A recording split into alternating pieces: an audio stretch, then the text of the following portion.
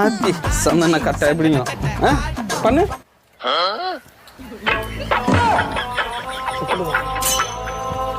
என்ன இது? கரெக்டா என்ன பாரு, போக்கஸா பார்க்கணும். ஆத்தி சந்தன கட்டை.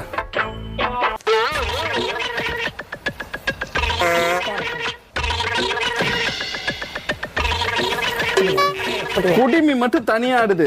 ஆடுற குடுமி பிச்சு தூக்கி எரிஞ்சிருவேன். சரியா? ஆத்தி சந்தன கட்டை பார்த்தோம். பூவன கட்டை ஆத்தி அப்படிங்க.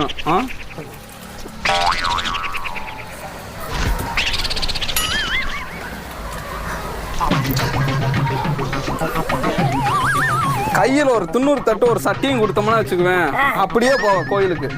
கான்சன்ட்ரேட்டா நீ என்ன மட்டும் பார்க்கணும். காலில் இருந்து தலை வரையும் பார்க்கணும். சரியா?